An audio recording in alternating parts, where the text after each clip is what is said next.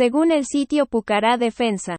Para mitad del mes de junio próximo la Fuerza Aérea Argentina espera recibir en la primera Brigada Aérea del Palomar el Lockheed C-130H Hércules que se incorporará por medio de leasing, con opción a compra, para ampliar la flota de aviones de transporte. El objetivo de la Fuerza es poder ejecutar la opción de compra en un futuro cercano. El avión recibirá la matrícula TC-60, que fuera empleada por un C-130B en el pasado.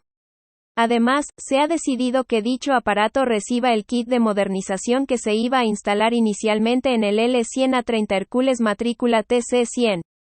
Esto es porque el L-100-30, por su certificación civil y mayor peso, por su mayor tamaño, tiene algunas restricciones en la operación, que el C-130H no tiene, lo que lo vuelve más valioso para realizar transporte táctico.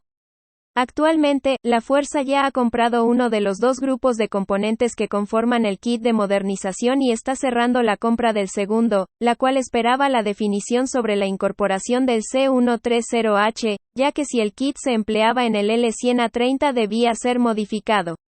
El Hércules adquirido tiene la matrícula USAF 89-1188 y número de serie 382-5197, entregado en 1989, por lo que es bastante más nuevo que la flota de Hércules que hoy opera la Fuerza. Hasta su baja operaba en el 96 Airlift Squadron de la 934 Airlift Wing en la Minneapolis-St. Paul Joint Air Reserve Station, Minnesota. Cambiando información. Jujuy. El Regimiento de Infantería de Montaña 20 capacitó a su personal en el curso básico de montaña estival. Desde escalada en palestra natural hasta supervivencia en la puna, los participantes adquirieron habilidades para asegurar la vida y el movimiento en la montaña.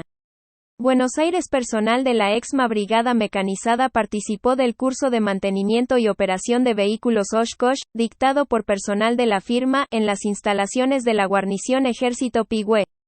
Córdoba. Comenzó la etapa admisión del curso básico conjunto de formación de comandos que dicta la Escuela de Tropas Aerotransportadas y Operaciones Especiales. Los postulantes deberán superar extensas marchas con equipo, pruebas de arrojo y pistas de desgaste, entre otras.